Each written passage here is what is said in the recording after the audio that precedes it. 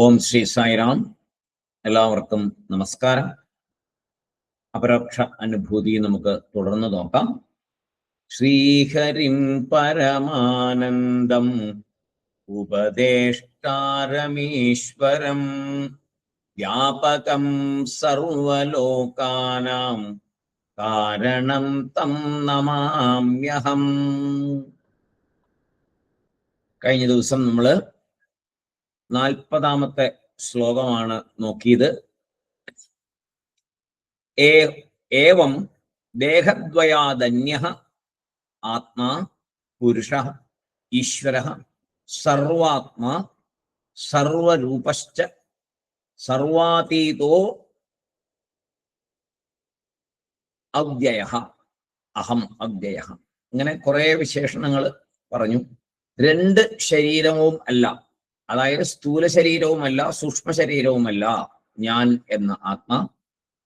ഞാൻ പുരുഷനാണ്, ഞാൻ ഈശ്വരനാണ്, ഞാൻ സർവാത്മാ, എല്ലാ രൂപങ്ങളിലും ഉള്ള ആത്മചൈതന്യം ഒന്ന് തന്നെ.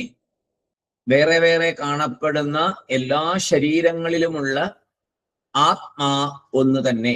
അതായത് എൻ്റെ ആത്മാ, ഞാൻ എന്ന ആത്മാവും നമ്മൾ മുമ്പിൽ കാണുന്ന ഓരോ മനുഷ്യരിനകത്തുമുള്ള ആ അന്തര്യാമിയും ഒന്ന് തന്നെ. ഞാൻ തന്നെയാണ് എല്ലാവരിലും അന്തര്യാമിയായിട്ടിരിക്കുന്നത് എന്ന വളരെ വലിയൊരു തത്വം. അത് പെട്ടെന്നൊന്നും മനസ്സിലാവില്ല, നമുക്കറിയാം. പക്ഷെ അത് കുറേശ്ശെ ആയിട്ട് ഇത് മനസ്സിലാക്കണം. അതിനാണ് ആചാര്യസ്വാമി നേരത്തെ പറഞ്ഞിരിക്കുന്നത്. ഈ ഒരുപാട് ശ്ലോകങ്ങളിൽ കൂടി അതിനെ നമുക്ക് ഭംഗിയായിട്ട് മനസ്സിലാക്കി തരും.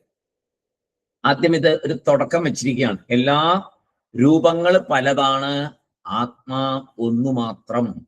കാണുന്ന രൂപങ്ങൾ പലതാണ്, ആത്മാ ഒന്നു മാത്രം. അങ്ങനെ ഇത്രയും കാര്യങ്ങളൊക്കെ പഠിപ്പിച്ചപ്പോഴാണ് ഇനി വളരെ പ്രധാനപ്പെട്ട ഒരു സംശയരൂപേണ, ഒരു ചോദ്യരൂപേണ ആചാര്യസ്വാമി നമുക്ക് വളരെ വലിയ കാര്യങ്ങൾ ഇനി പറഞ്ഞു തരാൻ പോകുന്നു. അതൊരു ശിഷ്യന്റെ ഉള്ളിൽ ഉണ്ടാകുന്ന സംശയം എന്ന രീതിയിലാണ് ആചാര്യസ്വാമി അതിനെ അവതരിപ്പിക്കാൻ പോകുന്നത്. അപ്പൊ 41 മുതൽ 89 വരെയുള്ള ശ്ലോകങ്ങള് ഒരേ സബ്ജക്റ്റിലാണ് ആചാര്യസ്വാമി നമുക്ക് പറഞ്ഞു തരാൻ പോകുന്നത്. 41 മുതൽ 89 വരെ. അപ്പൊ അത്രയും ശ്ലോകങ്ങൾ ഒരു വിഷയത്തെ കുറിച്ച് പറയണമെങ്കിൽ ആ വിഷയം അത്രയും ഗൗരവമേറിയതായിരിക്കും എന്നുള്ളത് ഉറപ്പാണ്. എന്താണ് ആ വിഷയം എന്ന് വെച്ചാൽ ജഗത് മിഥ്യ എന്നുള്ള ആശയത്തെ മുൻനിർത്തിയുള്ളതാണ്. 41-ാമത്തെ ശ്ലോകം നമുക്ക് നോക്കാം. ഇത്യാത്മദേഹഭാഗേന പ്രപഞ്ചസ്യൈവ സത്യതാ യഥോക്താ തർക്കശാസ്ത്രേണ തതഃ കിം പുരുഷാർത്ഥതാ. ഇത്യാത്മദേഹ ഭാഗേന എന്ന് ഉണ്ട്, ഭാനേന എന്നുമുണ്ട്. നമ്മൾ ഭാഗേന എന്നുള്ളത് എടുത്താണ് നമ്മൾ പഠിക്കാൻ പോകുന്നത്. ഇത്യാത്മദേഹ ഭാഗേന പ്രപഞ്ചസ്യൈവ സത്യതാ യഥോക്താ തർക്കശാസ്ത്രേണ തതഃ കിം പുരുഷാർത്ഥതാ. ഒരുപാട് ശ്ലോകങ്ങളിൽ കൂടി ഇനി നമുക്ക് പറഞ്ഞു തരാൻ പോകുന്നത് ജഗത് മിഥ്യ എന്നുള്ള ആ തത്വത്തെയാണ്. അതായത് അനാത്മാ മിഥ്യ. എവിടെയോ കേട്ടിട്ടുണ്ടല്ലേ, ആത്മാ അനാത്മ. അതില് അനാത്മാ മിഥ്യ എന്ന് പറഞ്ഞു തരാൻ പോവാണ്. ബ്രഹ്മസത്യം എന്ന് നമ്മൾ കേട്ടിട്ടുണ്ട്. ബ്രഹ്മസത്യം ജഗത് മിഥ്യ. അപ്പൊ അതില് ബ്രഹ്മസത്യം എത്രത്തോളം പ്രാധാന്യം അർഹിക്കുന്നുവോ അത്രത്തോളം പ്രാധാന്യം ഉണ്ട് ജഗത് മിഥ്യ എന്നതിന്. കാരണം ബ്രഹ്മസത്യം എന്നുള്ളത് ശരിയായിട്ട് ഒരു സാധകന്റെ ഉള്ളിൽ ഉറയ്ക്കണമെങ്കിൽ ജഗത് മിഥ്യ എന്നതും ഉറയ്ക്കണം. അല്ലാതെ ബ്രഹ്മസത്യം ഉറക്കില്ല. നമ്മള് വ്യവഹാരം ചെയ്യുന്നത് ഈ ലോകത്തിലാണ്. നമ്മുടെ എല്ലാ പ്രവൃത്തികളും ഒരു ജീവൻ ചെയ്യുന്നതെല്ലാം എവിടെയാണ്? ഈ ലോകത്തിലാണ്. ആ പ്രവൃത്തികളെല്ലാം ബന്ധപ്പെട്ടിരിക്കുന്ന ലോകമായിട്ടാണ്, ജഗത്തായിട്ടാണ്. ജഗത്തുമായിട്ടാണ് വ്യവഹാരം മുഴുവൻ നടക്കുന്നത്. ജ്ഞാനം വന്നാൽ, ജ്ഞാനം വരിക ആണല്ലോ പഠിച്ചത്, ജ്ഞാനത്തിന് വേണ്ടിയിട്ടാണല്ലോ പഠിക്കുന്നത് മുഴുവൻ. അപ്പൊ ജ്ഞാനം വന്നാൽ ജഗത്തും ബന്ധുക്കളും ശത്രുക്കളും എല്ലാം മറഞ്ഞു പോകും. എന്നാൽ അങ്ങനെ ആണെങ്കിൽ വളരെ നന്നായിരുന്നു. എങ്ങനെയാണെങ്കിൽ? ജ്ഞാനം വന്നാൽ നമ്മുടെ മുമ്പിൽ നിന്ന് ഇതെല്ലാം മറഞ്ഞു പോകും എന്ന് വിചാരിക്കുക. എന്താ? ബന്ധുക്കളില്ല, കുട്ടികളില്ല, ഭാര്യയില്ല, ആരുമില്ല, മറ്റു മനുഷ്യരില്ല, ജന്തുക്കളില്ല, ഒന്നുമില്ല. ഇതെല്ലാം അങ്ങ് മറഞ്ഞു പോകും ജ്ഞാനം വന്നാൽ. അങ്ങനെയാണോ? അങ്ങനെയാണെങ്കിൽ സൗകര്യമാണ്, ഒന്നിനെ കുറിച്ചും ബോധറിയുണ്ടല്ലോ. ജ്ഞാനം വന്നു എല്ലാം മറഞ്ഞു പോയി, ഓക്കെ. പക്ഷെ അങ്ങനെയല്ല, അങ്ങനെ മറഞ്ഞൊന്നും പോവില്ല. ഇതെല്ലാം അവിടെ തന്നെ ഉണ്ട്, ഒരു സാധനവും പോകത്തില്ല. പിന്നെ എങ്ങനെയാ ജ്ഞാനം കൊണ്ട് എന്താ ചെയ്യാൻ പറ്റുക എന്നൊരു സംശയം ഉണ്ടാകാം. നമുക്ക് ജ്ഞാനം വരും, അത്ര മാത്രമേ ഉള്ളൂ. എന്താണ് ജ്ഞാനം? എല്ലാം മിഥ്യയാണെന്നുള്ള ജ്ഞാനം വരും. പക്ഷെ ഈ കാണുന്ന കാര്യങ്ങളെല്ലാം ഇവിടെ തന്നെ ഉണ്ടാകും. സംസാരത്തിൽ നിന്ന്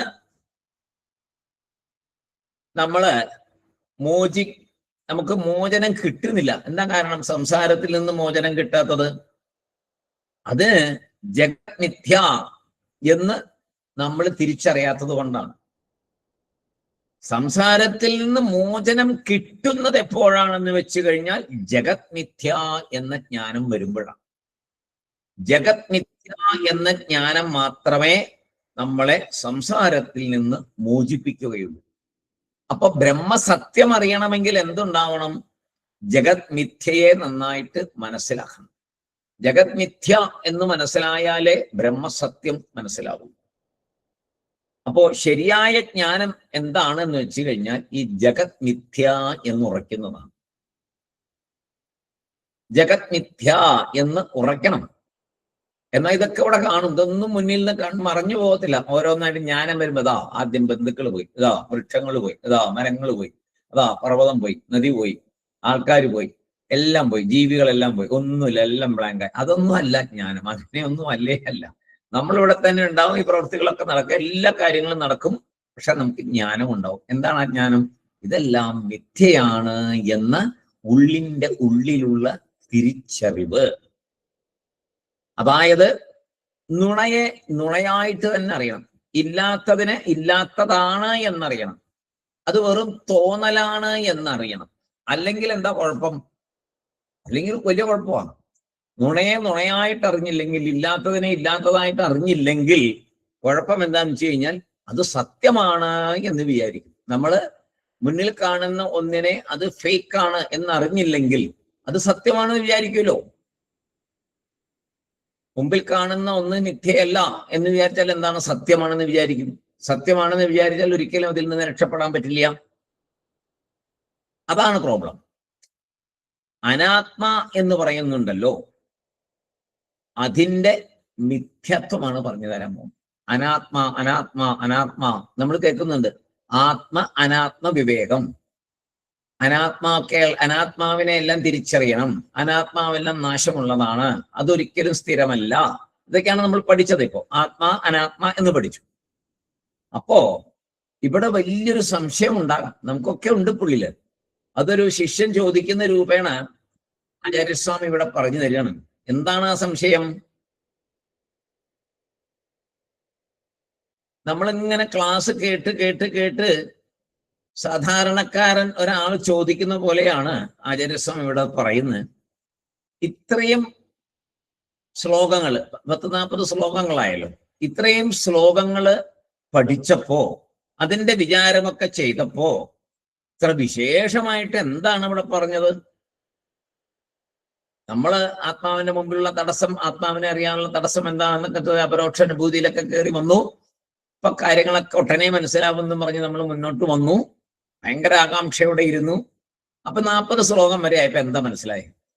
എന്തത്ര വിശേഷമായിട്ട് ഇവിടെ പറഞ്ഞേ എന്ന് ഒരു ശിഷ്യൻ ചോദിക്കുന്ന പോലെ ആചാര്യസ്വാമി പറയുകയാണ്. ഇതി ആത്മദേഹഭാനേന അല്ലെങ്കിൽ ഭാഗേന, ഇതി എന്നവിടെ പറയുമ്പോൾ ഇതുവരെ പഠിച്ച ഭാഗങ്ങൾ കൊണ്ട്, അതായത് 40ാമത് ശ്ലോകം വരെ പഠിച്ച കാര്യങ്ങൾ കൊണ്ട് എന്താണ് മനസ്സിലായത്? അതായത് ആത്മാ ദേഹം അല്ല എന്ന വിചാരമാണല്ലോ മെയിനായിട്ട് ചെയ്തത്. ആത്മാ ദേഹമല്ല എന്ന വിചാരം ചെയ്യൽ. പിന്നെന്താ പറഞ്ഞേ? സാധനാചതുഷ്ടയത്തെ കുറിച്ച് കാര്യമായിട്ട് പറഞ്ഞു. പിന്നെന്ത് പറഞ്ഞു? ആത്മാ സ്ഥൂലദേഹത്തിൽ നിന്ന് വേറെയാണ് എന്ന് വിശദമായി പറഞ്ഞു. ഒരുപാട് ശ്ലോകങ്ങളിൽ കൂടി പറഞ്ഞു. അപ്പോ നമ്മൾ അറിയാതെ തന്നെ വളരെ വളരെ പ്രധാനപ്പെട്ട ഒരു കാര്യം നമ്മുടെ മനസ്സിൽ നമ്മൾ അറിയാതെ പതിഞ്ഞുപോയി. എന്താണത്? ദേഹം എന്നൊന്നുണ്ട്, ആത്മാ എന്നൊന്നുണ്ട്. അപ്പൊ എന്താ ഇവിടെ രണ്ടുണ്ട് എന്ന് തോന്നുന്നു. വലിയ പ്രശ്നമല്ലേ? അദ്വൈതമാണ് പഠിക്കുന്നത്. അപ്പൊ വന്ന് എന്തായി ഇത്രയും ശ്ലോകം പഠിച്ചപ്പോ ദേഹമുണ്ട്, അതല്ല ആത്മ. ആത്മാ വേറെയാണ്, ദേഹത്തിൽ നിന്ന് വേറെയാണ്. അപ്പോ ദേഹമുണ്ട് ഉണ്ട് എന്നാണ് ഇപ്പൊ നമ്മൾ കേട്ടുവച്ചിരിക്കുന്നത്. അപ്പൊ ശരിക്കും സംശയം ഉണ്ടാവൂലോ. അപ്പൊ ദേഹമുണ്ട്, ഓ ശരി, ആത്മാ ദേഹമല്ല വേറെയാണ്. അപ്പൊ ഇവിടെ രണ്ട് കാര്യങ്ങളില്ലേ എന്നാണ് ഒരു സാധാരണ ഒരു സ്റ്റുഡന്റിനുണ്ടാകുന്ന, ഒരു ശിഷ്യനുണ്ടാകുന്ന സംശയം. പ്രപഞ്ചസ്യ ഏവ സത്യത ഉക്ത എന്നായിപ്പോയി. പ്രപഞ്ചം, ഈ കാണുന്നതെല്ലാം ഉണ്ട്, അതല്ല ആത്മാ എന്ന് പറയുമ്പോ കാണുന്നതെല്ലാം ഉണ്ട് എന്നായല്ലോ. അതല്ല ആത്മാ എന്ന് പറയുന്നുണ്ട് എല്ലായിടത്തും. പക്ഷെ അതുണ്ട്. സൂക്ഷ്മ ശരീരമല്ല ആത്മാ, സ്ഥൂല ശരീരമല്ല ആത്മാ. അപ്പൊ അതുണ്ട് എന്നല്ലേ പറഞ്ഞേ എന്നാണ് ശിഷ്യൻ ചോദിക്കുന്നത്. അപ്പൊ ദേഹം സത്യമല്ലേ എന്നാണ് ഇവിടുത്തെ സംശയം. ആത്മാ ദേഹം, ദേഹമല്ല ആത്മ. അപ്പോ ആത്മാ വേറെ, ദേഹം വേറെ, രണ്ടുണ്ടല്ലോ എന്നൊരു സംശയം. അപ്പൊ ആചാര്യസ്വാമി അങ്ങനെ പറഞ്ഞോ നമ്മളോട്? ദേഹം സത്യമാണ് എന്ന് എപ്പോഴെങ്കിലും പറഞ്ഞോ? പറഞ്ഞിട്ടില്ല. പക്ഷെ നമ്മുടെ ഉള്ളില് നമ്മൾ അങ്ങനെ വിചാരിച്ചിട്ടുണ്ട്. ഇപ്പോ ഏത്? ആത്മാവുണ്ട്, ദേഹവുമുണ്ട് എന്ന് നമ്മൾ വിചാരിച്ചിരിക്കുന്നു. ആചാര്യസ്വാമി അങ്ങനെ പറഞ്ഞിട്ടില്ല. ദേഹത്തെ ഒരിക്കലും നശ്വരമായതായിട്ട് പറഞ്ഞിട്ടില്ല. നശിക്കും, എന്നും നശിക്കുന്നതേ പറഞ്ഞിട്ടുള്ളൂ. നാശമുള്ളതാണെന്നാ പറഞ്ഞിരിക്കുന്നത്. ഇത് സത്യമല്ല എന്നുള്ളത് അതിൽ കൂടി നമുക്ക് മനസ്സിലായിട്ടുണ്ട്. ഉണ്ടാകുന്നതെല്ലാം നശിക്കും എന്ന് പറഞ്ഞിട്ടുണ്ട്. നശിക്കാത്ത ഒന്നേ ഉള്ളൂ, അത് ആത്മാവാന്ന് പറഞ്ഞിട്ടുണ്ട്. അപ്പൊ ഇവിടെ രണ്ടാമതൊന്നുണ്ട് എന്ന് നമ്മൾ തെറ്റിദ്ധരിച്ചിരിക്കുന്നതാണ്. ആചാര്യസ്വാമി അങ്ങനെ പറഞ്ഞിട്ടില്ല. ആചാര്യസ്വാമി ആ ശ്ലോകത്തില് ശരിയായിട്ടുള്ള കാര്യങ്ങൾ തന്നെയാ പറഞ്ഞു വന്നു. 40 ശ്ലോകം വരെ ഒരു തെറ്റോ എടുത്തു വന്നിട്ടില്ല. പക്ഷെ നമ്മളിപ്പോ വിചാരിച്ചു ദേഹം എന്നൊന്നുണ്ട്, ആത്മാ ഇതിൽ നിന്നും വേറെയായിട്ട് വേറൊന്നായിട്ടുണ്ട്. ഇങ്ങനെയാണ് ഇപ്പൊ നമ്മുടെ വിചാരം. ശിഷ്യൻ ദേഹമുണ്ട്, അത് സത്യമാണ് എന്ന് വിശ്വസിക്കുന്നു. എങ്ങനെയെന്നാൽ ആത്മ അനാത്മ വിവേകത്തില് ദേഹത്തിന് അനാത്മ എന്ന് പേരിട്ടത് കൊണ്ട്, അതല്ലാതെ വേറെ ഒന്നുണ്ട്, അതാണ് ആത്മാ എന്ന് പേരിട്ടത് കൊണ്ട് ശിഷ്യൻ വിചാരിച്ചു രണ്ടുണ്ട് എന്ന്. ശരിക്കും പറഞ്ഞാൽ ഈ ശിഷ്യൻ നേരത്തെ കുഴപ്പമില്ലായിരുന്നു. നേരത്തെ എന്താ ശിഷ്യൻ വിചാരിച്ചു? ദേഹം തന്നെയാണ് ആത്മ. അപ്പൊ ശരിക്കും പറഞ്ഞ ഒരു തരം അദ്വൈതമാണ്. ദേഹം തന്നെ ആത്മ, വേറെ രണ്ടാമതൊന്നുമില്ല. ദേഹം നശിക്കുമ്പോൾ ആത്മാവ് നശിക്കും, ചൈതന്യം നശിക്കും, എല്ലാം നശിക്കും, ഒക്കെ പോയി തീരുന്നു. അപ്പൊ അവിടെ അദ്വൈതമായിട്ട് തന്നെ തോന്നാം. ഇപ്പൊ എന്തായി? കൂടുതൽ കുഴപ്പമായി. ഇപ്പൊ രണ്ടുണ്ട് എന്നുള്ള രീതിയായി. ദേഹമുണ്ട്, ആത്മാവുമുണ്ട്. എല്ലാം ഞാൻ തന്നെയാണെന്നാ വിശ്വസിച്ചിരുന്നത്. അപ്പൊ ഈ ആചാര്യസ്വാമി 40 ശ്ലോകം വന്ന് നമ്മൾ ഇതൊക്കെ പഠിച്ചു വന്നപ്പോഴേക്ക് എന്തായി? ഞാൻ ഈ ദേഹമല്ല, അപ്പൊ ദേഹം ഒന്നുണ്ട്, ഞാൻ വേറെയുണ്ട്. കൂടുതൽ കുഴപ്പമില്ലേ? അതെന്താ അങ്ങനെ സംഭവിച്ചത് നമ്മൾ മനസ്സിലാക്കിയതിന്റെ പ്രശ്നം. ഇപ്പോ വേദാന്ത ക്ലാസ്സിന് വന്ന് ശരീരത്തിനകത്ത് വേറെ എന്തോ ഒന്നുണ്ട് എന്ന് മനസ്സിലാക്കി. അതാണ് വേദാന്തം പഠിച്ചപ്പോ ഉണ്ടായത്. ശരീരത്തിനകത്ത് വേറെ എന്തോ ഒന്നുണ്ട്, അതാണ് ചൈതന്യം, അതാണ് നമ്മളെ പ്രവർത്തിപ്പിക്കുന്നത്. ഇതൊക്കെ മനസ്സിലാക്കി. അപ്പൊ നമ്മൾ എന്നൊരു വേറൊരു സംഭവം ഉണ്ട് എന്നൊരു തോന്നലും കൂടെ വന്നു. അപ്പൊ ശരീരം കൂടാതെ ഒരാത്മാവുണ്ട് എന്ന് തെറ്റായിട്ട് മനസ്സിലാക്കി. ശരീരമുണ്ട്, അത് കൂടാതെ ഒരാത്മാവുണ്ട് എന്ന് തെറ്റായിട്ട് മനസ്സിലാക്കി. അപ്പോ ദേഹം വേറെ, ആത്മാ വേറെ. അപ്പൊ രണ്ട്.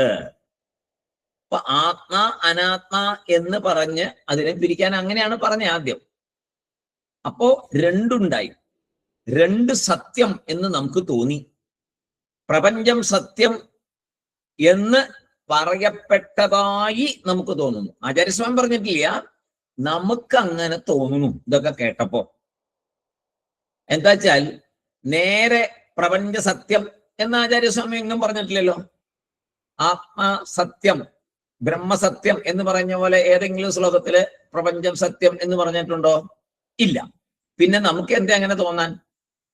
ദേഹമുണ്ട്, ഈ ദേഹമല്ല ആത്മാ എന്ന് പറയുമ്പോൾ നമ്മുടെ ബുദ്ധിക്കുറവുകൊണ്ട് നമ്മൾ എന്ത് വിചാരിച്ചു? രണ്ടുണ്ട്. അവിടെ തന്നെ പറഞ്ഞിട്ടുണ്ട് സത്യമല്ല, സത്യമല്ല, നശിച്ചു പോകുന്നതാണ്, നാശമുള്ളതാണ് എന്ന് എത്രയോ പറഞ്ഞിട്ടുണ്ട്. പക്ഷെ അത് നമ്മുടെ ഉള്ളിൽ കയറിയില്ല. കാരണം തർക്കശാസ്ത്രേണ യഥാ പ്രോക്ത തഥാ ഉക്ത സ്യാത് എന്ന് പറയുന്നു. വേദാന്തത്തെ സ്വീകരിക്കാത്ത തർക്കശാസ്ത്രം പഠിച്ചവർ ലോകത്തെ സത്യം എന്ന് പറയുന്നത് പോലെ ശിഷ്യൻ ബുദ്ധിശാലിയായതിനാൽ ചിന്തിക്കുന്നു. ബുദ്ധിശാലിയാണ്, അതുകൊണ്ടാണ് ഇങ്ങനെ ചിന്തിച്ചത്. ഈ ലോകം സത്യമാണെങ്കിൽ എനിക്ക് എങ്ങനെ മോക്ഷം കിട്ടും എന്നാണ് ചിന്തിച്ചത്. രണ്ടുണ്ട് എന്ന് തോന്നി. ദേഹം വേറെ, ആത്മാ വേറെ എന്ന് പറഞ്ഞപ്പോ അപ്പൊ അങ്ങനെ രണ്ടും സത്യമാണെങ്കിൽ, ഈ ലോകം സത്യമാണെങ്കിൽ എനിക്ക് എങ്ങനെ മോക്ഷം കിട്ടും? ബുദ്ധിശാലിയായിട്ടുള്ള ശിഷ്യനാണ്, അതാണ് അങ്ങനെ തോന്നാൻ കാരണം. ഒരിക്കലും ലഭിക്കില്ലല്ലോ എന്ന് തോന്നിപ്പോയി. സംസാര നിവൃത്തി എങ്ങനെ ഉണ്ടാകും? തതഃ കിം പുരുഷാർത്ഥത എന്ന് ചോദിച്ചു. തതഃ, അതുകൊണ്ട് പുരുഷാർത്ഥത എങ്ങനെ ഉണ്ടാകും എന്ന് ചോദിച്ചു. അപ്പോ മോക്ഷം എന്ന ഫലം എങ്ങനെ കിട്ടും? ഇങ്ങനെ രണ്ടായിട്ടുണ്ടെങ്കിൽ, ജഗത് സത്യം ആണെങ്കിൽ. അപ്പോ ശിഷ്യൻ വളരെ ബുദ്ധികളാണ്, അതുകൊണ്ടാണ് അങ്ങനെ തോന്നിയത് എന്നുള്ള വാസ്തവമാണ്. കാരണം ദ്വിതീയാത് വൈ ഭയം ഭവേ, രണ്ടുണ്ടെങ്കിലേ ഒരു മനുഷ്യന് ഭയം ഉണ്ടാവുള്ളൂ. ഒന്നേ ഉള്ളൂ എങ്കിൽ ആർക്കും ഒരു ഭയം വരില്ല. എപ്പോഴും ദ്വൈതത്തിലാണ് ഭയം ഉണ്ടാകുന്നത്. അങ്ങനെ ഇവിടെ ഒരു ഒബ്ജക്ഷൻ കൊണ്ടുവരുന്നുണ്ട്. രണ്ടുണ്ട് എന്നൊരു തോന്നൽ. ശിഷ്യൻ ശരിക്കും ഇതുവരെയുള്ള വിചാരത്തെ വളരെ ശ്രദ്ധയോടെ കേട്ടിരുന്നു എങ്കിൽ ഈ സംശയം ഉണ്ടാകില്ല. ഇവിടെ ആരാണ് ശിഷ്യൻ? നമ്മൾ തന്നെ. നമ്മള് വളരെ ശ്രദ്ധാപൂർവമാണ് ആചാര്യസ്വാമി പഠിപ്പിച്ച ഈ 40 ശ്ലോകവും പഠിച്ചിരുന്നത് എങ്കിൽ നമുക്ക് ഈ സംശയം ഉണ്ടാകില്ല. പ്രപഞ്ചം സത്യം എന്ന തോന്നൽ ഉണ്ടാകില്ല. ദേഹം എന്നൊന്നുണ്ട്, ആത്മാ എന്നൊന്ന് വേറെ ഉണ്ട് എന്ന് തോന്നൽ ഉണ്ടാകില്ല. ദേഹം സത്യമാണ് എന്ന് തോന്നൽ ഉണ്ടാകില്ല.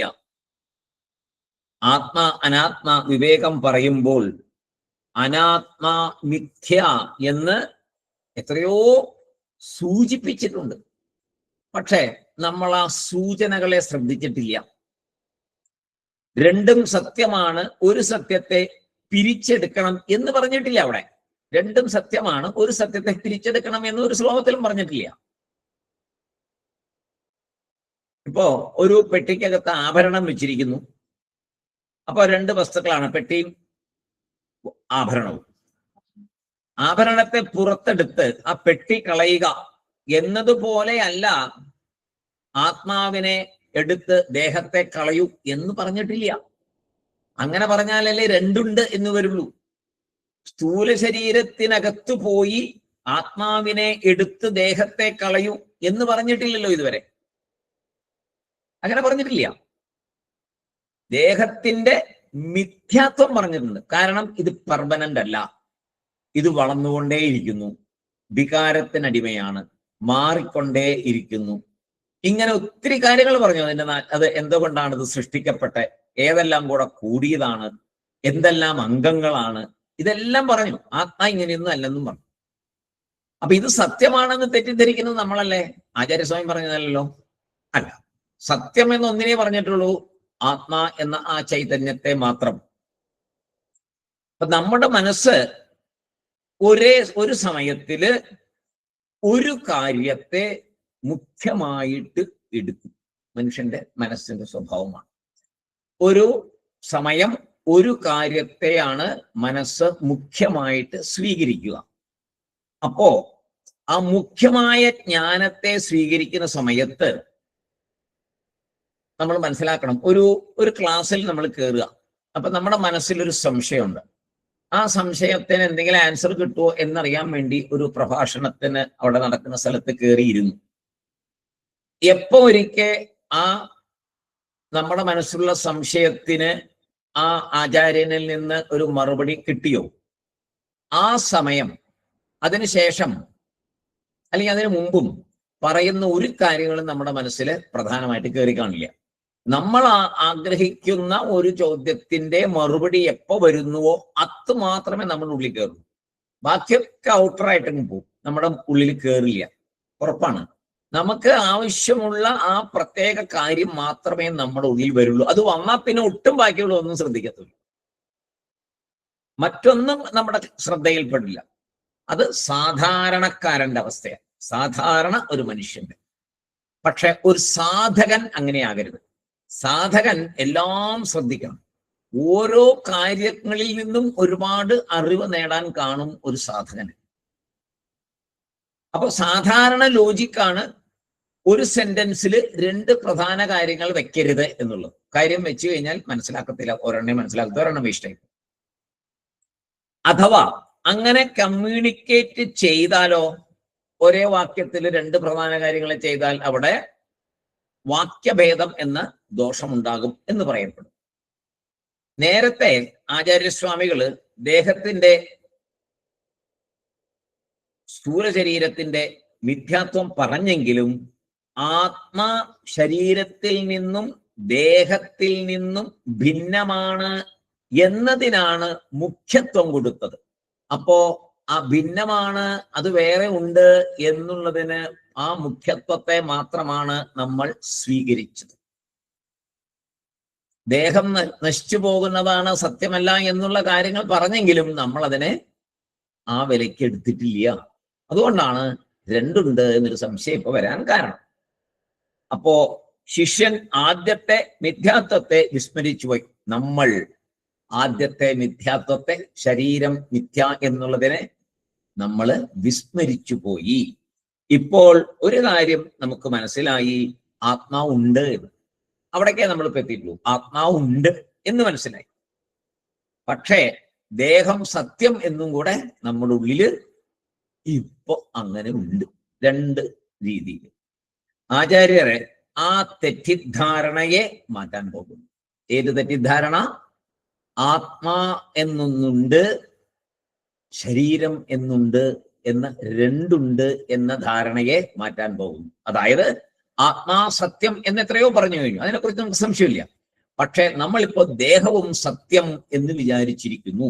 ദേഹമുണ്ട് എന്നുള്ളൊരു ധാരണയിലാണ് നമ്മൾ ഇരിക്കുന്നത്. കാരണം ഈ ശരീരമല്ല ആത്മാ. ഈ ശരീരത്തിനകത്ത് ഒരു ശക്തിയുണ്ട് അന്തര്യാമിയായിട്ട്, അതാണ് ആത്മാ എന്ന് പറഞ്ഞപ്പോ അപ്പൊ ശരീരമുണ്ട് അതിനകത്ത്, അപ്പൊ 2 ഇല്ലേ? അങ്ങനെ ഒരു തെറ്റിദ്ധാരണ നമ്മുടെ ഉള്ളിലുണ്ട്. ഇതും സത്യമാണ് എന്ന് നമ്മൾ അറിയാതെ നമ്മൾ വിചാരിച്ചിരിക്കുന്നു.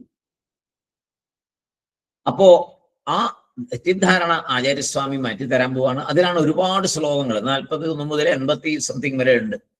ദേഹത്തിന്റെ മിഥ്യാത്വം പറയാൻ പോകുന്നു. ജഗത് മിഥ്യ എന്ന് ആചാര്യസ്വാമി പറഞ്ഞു തരാൻ പോകുന്നു. നിസ്സാര കാര്യമല്ല. ഒരുപാട് ജന്മജന്മാന്തരങ്ങളായിട്ട് നമ്മുടെ ഉള്ളിലുള്ള ഉറച്ചു പോയിരിക്കുന്നതാണ് ജഗത് സത്യം എന്നുള്ള തോന്നൽ. ഈ ദേഹം സത്യം, ജഗത് സത്യം എന്നുള്ള തോന്നല് അത് മാറ്റുന്നത് എളുപ്പമല്ല. അതിനൊരുപാട് ശ്ലോകങ്ങൾ ആചാര്യസ്വാമി കൊണ്ടുവരുന്നുണ്ട്. പല പല ഉദാഹരണങ്ങളും പറയും, ധാരാളം കാര്യങ്ങൾ പറയും. അതാണ് ഇനി നമ്മൾ പതുക്കെ പഠിക്കാൻ പോകുന്നത്. അപ്പോ ഇത്യാത്മ, തുടർന്ന് പറയാണ്, ഇത്യാത്മദേഹഭാഗേന. ഇവിടെ ഭാഗം എന്ന് പറഞ്ഞാൽ വിചാരം ചെയ്യൽ എന്നുള്ളതിനാണ്. ദേഹം, ആത്മാദേഹം എന്നുള്ള ആ വിചാരം ചെയ്യലിലൂടെ ആത്മ അനാത്മ വിവേകം പറഞ്ഞതിലൂടെ ഞാൻ എന്ന ശബ്ദത്തിന്റെ അർത്ഥത്തെ പറഞ്ഞു തന്നു ആത്മാ എന്ന്. ഈ ശരീരത്തിൽ നിന്നും ഭിന്നമായ ഈ ശരീരത്തെ പ്രവർത്തിപ്പിക്കുന്ന, പ്രകാശിപ്പിക്കുന്ന, കാരണമായി ഇരിക്കുന്ന ഒരു ശക്തി, ഒരു ഊർജം എന്ന തത്വം, അതാണ് ആത്മാ. അതായത് ദേഹം ദേഹി വിവേകം, ദേഹദേഹി വിവേകം. ദേഹദേഹി എന്ന് രണ്ട് തത്വം എന്ന് നമ്മുടെ ഉള്ളിൽ കയറിപ്പോയി. ദേഹി, ദേഹത്തിൽ നിന്ന് വേറിട്ട തത്വം എന്ന വിവേകമാണ് വേണ്ടത്. രണ്ടുണ്ട് എന്നുള്ളതല്ല വേണ്ടേ. ദേഹി, ദേഹത്തിൽ നിന്ന് വേറിട്ടതാണ് എന്ന വിവേകമാണ് നമ്മുടെ ഉള്ളില് ഉറയ്ക്കേണ്ടത്. അല്ലെങ്കിൽ ദേഹം തന്നെ ഞാൻ എന്ന് വിചാരിക്കും. അതിനെ മാറ്റാനാണ് ആത്മ അനാത്മ വിവേകം പറഞ്ഞു തന്നത്. അപ്പോ അല്ലെങ്കിൽ എന്ത് വിചാരിക്കും? മരണത്തോടുകൂടി ഈ ഊർജം നഷ്ടപ്പെടും, ഞാൻ നശിക്കും, ഇനിയൊന്നുമില്ല. അപ്പൊ ശരീരത്തോടുകൂടി തന്നെ എല്ലാം ഇല്ലാണ്ടാവും. ഇങ്ങനെ വിചാരിക്കും. അങ്ങനെ വിചാരിക്കാതിരിക്കാനാണ് ശരീരം പോയാലും ആത്മാവ് ഉണ്ടാവും, ശരീരം പോകും ആത്മാവ് ഉണ്ടാവും. ശരീരം പോകും നിത്യമല്ലെന്ന് പറയുമ്പോൾ തന്നെ നമുക്ക് ആ സത്യം ഉറയ്ക്കേണ്ടതാണ്. പക്ഷേ നമ്മുടെ ബുദ്ധിക്കുറവ് കൊണ്ട് നമുക്ക് ഉറച്ചിട്ടില്ല. അല്ലെങ്കിൽ നമ്മുടെ ബുദ്ധി കൂടുതൽ കൊണ്ട് രണ്ടുണ്ടെന്ന് വിചാരിച്ചിരിക്കുന്നു. അതിനെ ഒന്ന് ക്ലാരിഫൈ ചെയ്യണമല്ലോ എന്ന് പറഞ്ഞ് ചോദിക്കുന്നു. എങ്ങനെ വേണമെങ്കിൽ ആകാം. അപ്പോ ആത്മാനാത്മ വിവേകം പഠിച്ചു കഴിയുമ്പോൾ ശരീരം നശിച്ചാലും ഞാൻ നശിക്കില്ല എന്ന് മനസ്സിലായി. അത്രയും വരെ എത്തി. അപ്പോ ഞാനൊരു അറിവ് സ്വരൂപം എന്ന് നമുക്ക് മനസ്സിലാവുന്നുണ്ട്. ഇതാണ് മുഖ്യമായി പറഞ്ഞത്. അതിനാൽ ശരീരത്തിന്റെ മിഥ്യാത്വം അവിടെ പറയപ്പെട്ടു എങ്കിലും നമുക്ക് അത് അത്രയ്ക്കും ഉള്ളില് കയറിയിട്ടില്ല. അതുകൊണ്ട് 41 ഇപ്പൊ പറഞ്ഞ ശ്ലോകം വഴി ശിഷ്യന്റെ ഒരു ചോദ്യ രൂപേണ അത് അവതരിപ്പിക്കുന്നത്. ആത്മാനാത്മ എന്ന് പറഞ്ഞ് ഞാൻ ആത്മാ എന്നാണ്, ശരീരം അനാത്മ എന്ന് അറിയണം എന്ന് പറഞ്ഞ് അദ്വൈതം സംശയമായി പറയപ്പെട്ടു. രണ്ടുണ്ട് എന്ന സംശയം വന്നു. ഈ സംശയം ആചാര്യസ്വാമി മാറ്റാൻ പോകുന്നു. ഇത് വീണ്ടും വീണ്ടും പറയണമെന്ന് വെച്ചാൽ അത്രയും പ്രധാനപ്പെട്ടതായതുകൊണ്ടാണ്. 41 മുതൽ 88 വരെ ഇത് തന്നെ പറയും. ജഗത് മിഥ്യ, ലോകത്തിന്റെ, പ്രപഞ്ചത്തിന്റെ മിഥ്യാത്വം. അതിന് ഇത്രയും ശ്ലോകം എന്തിനാണ് എന്ന് ചോദിച്ചാൽ പല പല ഉദാഹരണങ്ങൾ പറഞ്ഞ് മനസ്സിലാക്കാൻ വേണ്ടിയിട്ടാണ് ഇത്രയും, അത് നമ്മുടെ ഉള്ളിൽ പ്രതിഷ്ഠിപ്പിക്കാൻ വേണ്ടിയിട്ടാണ് ഇത്രയും ശ്ലോകങ്ങൾ അതിനു വേണ്ടി ആചാര്യസ്വാമി ഇനി ഉപയോഗിക്കുന്നത്. ഏത് കാരണം പറഞ്ഞാണോ ഉപനിഷത്തുക്കൾ ലോകം മിഥ്യ എന്ന് പറയുന്നത്, അതേ കാരണം വെച്ച് നമ്മുടെ മനസ്സ് ലോകം സത്യം എന്ന് പറയും. അവിടെയാണ് പ്രശ്നം. നമ്മുടെ മനസ്സെന്ത് പറയും? ലോകം സത്യം, ലോകം സത്യം. എന്താ കാരണം പറയാം? ഉപനിഷത്ത് പറഞ്ഞ തന്നെ. എന്താണ് ഉപനിഷത്ത് പറഞ്ഞേ? ശാസ്ത്രം പറയും നീ ലോകത്തെ അനുഭവിക്കുന്നു, അതിനാൽ മിഥ്യയാണത്. ശാസ്ത്രം എന്താ പറയുന്നേ? നമ്മൾ ലോകത്തെ അനുഭവിക്കുന്നു, അതിനാൽ അത് മിഥ്യ. നമ്മൾ എന്താ പറയുന്നേ? അതെ, ഞങ്ങൾ ലോകം അനുഭവിക്കുന്നു, അതിനാൽ അത് സത്യമാണ്. അല്ലേ? അനുഭവത്തെക്കാൾ വലിയ ഗുരുവില്ല എന്ന് പറയുമല്ലോ നമ്മള്. അനുഭവം സത്യമാണ്, ഞാൻ അനുഭവിച്ചതാണ്, എനിക്കറിയാം. ഇല്ലേ? എത്ര കാര്യങ്ങളിൽ പറയും ഞാൻ അനുഭവിച്ചതല്ലേ, എനിക്കറിയാലോ, അത് സത്യമാണ്. ശാസ്ത്രം എന്താ പറയുന്നേ? അനുഭവിക്കുന്നുണ്ടല്ലോ അല്ലേ? അതുകൊണ്ട് അത് സത്യമല്ല, അത് മിഥ്യയാണ്. ഭയങ്കര. ഇതെങ്ങനെ മനസ്സിലാവും? ഇനി നമ്മൾക്ക് മൊത്തം കൺഫ്യൂഷനായി. ഇനി ഇതെങ്ങനെ മുന്നോട്ട് പോകും? ശാസ്ത്രം പറയുന്നു അനുഭവം സത്യമല്ല, നമ്മൾ പറയുന്നു അനുഭവമാണ് സത്യം. രണ്ടും രണ്ട് ധ്രുവത്തിൽ നിൽക്കുക. ഇവിടെ ആചാര്യസ്വാമിക്കാണ് ജോലി, അല്ലേ? നമ്മളെ ഇതിൽ നിന്നൊന്ന് രക്ഷിക്കണ്ടേ? നമ്മൾ ഈ കുടുക്കി കിടക്കുക, ആകെ കെട്ടുപണഞ്ഞ് ഊരാൻ പറ്റാത്ത കുടുക്കായിപ്പോയി. ഈ ലോകത്തെ അനുഭവിക്കുന്നു, അതിനാൽ മിഥ്യ. നാം പറയും അതെ, അനുഭവിക്കുന്നു, അതുകൊണ്ട് തന്നെ സത്യവുമാണ്. അനുഭവം സത്യം എന്ന് നമ്മുടെ ഉള്ളിൽ ജന്മജന്മാന്തരമായി ഉറച്ചിരിക്കുന്നു. ഇതാരോടെങ്കിലും പറയാൻ കൊള്ളുവോ? അനുഭവം സത്യം എന്നല്ലേ നമ്മൾ മനസ്സിലാക്കി വെച്ചിരിക്കുന്നത്. അതിൽ നിന്നും മാറാൻ എളുപ്പമാണോ? ചിന്തിച്ചു നോക്കുക. എളുപ്പമല്ല. പക്ഷെ ആചാര്യസ്വാമി പറയുന്നു അത് മാറിയാലേ ജ്ഞാനം എന്ന സംഭവം ഉണ്ടാവും. അല്ലെങ്കിൽ കിട്ടുന്നതൊന്നും ജ്ഞാനമാകില്ല. അപ്പൊ ജ്ഞാനമാകണമെങ്കിൽ ഈ അനുഭവം സത്യമല്ല എന്ന് തിരിച്ചറിയണം. അപ്പോ ജഗത് സത്യമല്ല എന്ന് തിരിച്ചറിവുണ്ടാവും. കാരണം അനുഭവം മുഴുവൻ ജഗത്തുമായിട്ട് ബന്ധപ്പെട്ടാണ്, സംസാരവുമായിട്ട് ബന്ധപ്പെട്ടാണ്, പുറം ലോകവുമായിട്ട് ബന്ധപ്പെട്ടാണ്, ശരീരവുമായിട്ട് ബന്ധപ്പെട്ടാണ്, സ്ഥൂല ശരീരവുമായിട്ട് ബന്ധപ്പെട്ടാണ്, സൂക്ഷ്മ ശരീരവുമായിട്ട് ബന്ധപ്പെട്ടാണ്, ഈ ദേഹവുമായിട്ട് ബന്ധപ്പെട്ടതാണ് സകലതും അനുഭവങ്ങളെല്ലാം. ആ അനുഭവങ്ങളൊന്നും സത്യമല്ല എന്ന് ശാസ്ത്രം പറയുന്നു. നമ്മൾ പറയുന്നു അനുഭവമല്ലേ സത്യം എന്ന് നമ്മൾ ചോദിക്കുന്നു. അപ്പോ പല പല ഉദാഹരണങ്ങൾ എടുത്ത് പല അനുഭവങ്ങളെയും പറഞ്ഞ് അത് സത്യമാണോ എന്ന് നോക്കൂ, സത്യമാണോ എന്ന് ചിന്തിക്കൂ. അത് സത്യമല്ല, സത്യമല്ല, സത്യമല്ല ആചാര്യസ്വാമികള് പറഞ്ഞു തരും. എല്ലാ അനുഭവങ്ങളും മിഥ്യയാണ് എന്ന് ഇനി വരുന്ന 10-40 ശ്ലോകങ്ങളിൽ കൂടി സകല അനുഭവങ്ങളെയും ആചാര്യസ്വാമികള് വെട്ടി നിരത്തി ഇതൊന്നും സത്യമല്ല മക്കളെ, നിങ്ങൾ സത്യം സത്യം എന്ന് പറയുന്നല്ലോ, ഈ അനുഭവങ്ങളൊന്നും സത്യമല്ല എന്ന് പറഞ്ഞു തരും. വേദാന്തത്തിന്റെ മുഖ്യമായ ഭാഗം ബ്രഹ്മസത്യം ജഗത് മിഥ്യ എന്നുള്ള അതാണ് വേദാന്തത്തിന്റെ മെയിൻ സംഭവം. അതാണ് ബ്രഹ്മസത്യം ജഗത് മിഥ്യ. അതില് ജഗത് മിഥ്യ എന്നുള്ള ഭാഗമാണ് ഇനി നമ്മൾ പഠിക്കാൻ പോകുന്നത്. അപ്പൊ കൂടുതൽ ചിന്തിക്കുക. ഇന്ന് ആചാര്യസ്വാമി നമ്മളെയാണ് പ്രതിനിധീകരിച്ചിരിക്കുന്നത് ആ ശിഷ്യന്റെ രൂപത്തില്. എന്ത് സംശയമാണ് ആ ശിഷ്യന് ഇപ്പൊ വന്നുപെട്ടിരിക്കുന്നത്? നമുക്കുള്ള സംശയം തന്നെയാണ്, അല്ലെ? നമ്മളിപ്പോ അങ്ങനെയല്ലേ വിചാരിച്ചിരിക്കുന്നത്? ദേഹം എന്നൊന്നുണ്ട്, ആത്മാ എന്നൊന്നുണ്ട്. ഇതാണ് ഇപ്പൊ നമ്മുടെ ഇരിക്കുന്നത്. ഈ ദേഹത്തിനകത്തിരിക്കുന്നു ആത്മാ. ഇപ്പൊ ദേഹമുണ്ട്, ആത്മാ ഉണ്ട്, അന്തര്യാമിയാണ് ആത്മാ. പിന്നെ ദഹിക്കാത്തൊരു കാര്യം കിടപ്പുണ്ട്. എല്ലാ ശരീരങ്ങളിലും ഒരേ ആത്മാവാണ്, ആത്മാവ് ഒന്നേ ഉള്ളൂ, ശരീരങ്ങൾ പലതാണ് എന്ന് പറഞ്ഞതൊന്നും ദഹിച്ചിട്ടില്ല. അതൊക്കെ ഇനി ദഹിപ്പിക്കാനായിട്ടുള്ള മരുന്ന് ആചാര്യസ്വാമി കൊണ്ടിരുന്നുണ്ട്. അപ്പൊ അതൊക്കെ അതിനൊക്കെ എന്താ പറയാ, ഡൈജഷനുള്ള മരുന്നൊക്കെ വേണം, എല്ലാം വരും. ഒരുപാട് ഡൈജസ്റ്റ് ചെയ്യാതെ കിടപ്പുണ്ട് നമ്മുടെ ഉള്ളിൽ. അതിനാണ് അപരോക്ഷ അനുഭൂതി. തടസ്സങ്ങളാണ് ഇതെല്ലാം, തടസ്സങ്ങളാണ്. വലിയൊരു തടസ്സമല്ലേ ഇത്? ആത്മാ സത്യം, ദേഹം എന്നൊന്നുണ്ട്, അതും സത്യമാണെന്ന് നമ്മൾ വിചാരിക്കുന്നു. വലിയ ഒരു തടസ്സമാണ്. ഒന്നല്ലേ ഉള്ളൂ, പക്ഷെ രണ്ടില്ലേ? ഇതാണ് ഇപ്പോഴത്തെ സംശയം. രണ്ടില്ലേ? ഇല്ല എന്ന് പറഞ്ഞ് ആചാര്യസ്വാമി പറഞ്ഞു തരും. അടുത്ത ശ്ലോകങ്ങളിൽ കൂടി നമുക്ക് ഭഗവാനോട് പ്രാർത്ഥിക്കാം. ഇനി വരുന്ന ശ്ലോകങ്ങളില് ഈ ഒരു തെറ്റായ നമ്മുടെ ഉള്ളിലെ വിചാരം, അതായത് ഈ ശരീരം സത്യമാണ് എന്നുള്ള വിചാരം, കാണുന്നതെല്ലാം സത്യമാണ് എന്ന വിചാരം, അനുഭവം സത്യമാണ് എന്ന വിചാരം വളരെ ബുദ്ധിമുട്ടാണ്. നമ്മൾ അനുഭവത്തെ സത്യമായിട്ടാണ് എത്രയോ കോടി ജന്മങ്ങളായിട്ട് സ്ഥിരീകരിച്ച് വെച്ചിരിക്കുന്നത്. പെട്ടെന്നൊരു സുപ്രഭാതത്തിൽ അനുഭവം സത്യമല്ല എന്ന് പറഞ്ഞാൽ മനസ്സിലാക്കാൻ പറ്റില്ല. പക്ഷെ മനസ്സിലാക്കിയില്ലെങ്കിൽ ജ്ഞാനമാകില്ല, മനസ്സിലാക്കിയേ തീരൂ. അതിനാണ് അപരോക്ഷാനുഭൂതി എന്ന ഗ്രന്ഥം. അപ്പോ 40ഓളം ശ്ലോകങ്ങൾ ഇതിനു വേണ്ടി മാത്രം ആചാര്യസ്വാമികൾ പറയാൻ പോകുന്നു. നമുക്ക് ആചാര്യസ്വാമിയുടെ പാദങ്ങളിൽ നമിച്ചുകൊണ്ട് അത് നമുക്ക് മനസ്സിലാക്കാൻ വേണ്ടി അവരുള്ള ബുദ്ധിശക്തി ഭഗവാൻ തരട്ടെ എന്ന് പ്രാർത്ഥിക്കാം. അടുത്ത ദിവസം നമുക്കത് 42ാമത്തെ ശ്ലോകം അടുത്ത ദിവസം നമുക്ക് നോക്കാം. ഇത് വിചാരം ചെയ്യുക, കൂടുതൽ കൂടുതൽ വിചാരം ചെയ്യുക. ഈ പറഞ്ഞ നിസ്സാര കാര്യമല്ല. ഈ 41ാമത്തെ ശ്ലോകം പറഞ്ഞിരിക്കുന്നത് വളരെ വലിയൊരു സംഭവമാണ്. അതിനെക്കുറിച്ച് വീണ്ടും വീണ്ടും ചിന്തിക്കുക, ധാരാളം ചിന്തിച്ച് നോക്കുക. എല്ലാവർക്കും Sai Ram.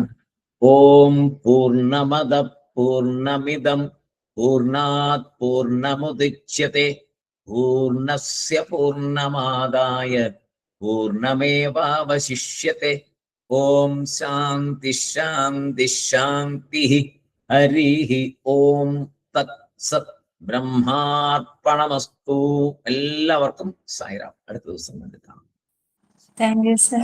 Sai Ram. Sairam sir. Sairam. Sai Ram. Sairam sir. Sai Ram. Sairam sir. Sai Ram. Sairam sir. Sai Ram.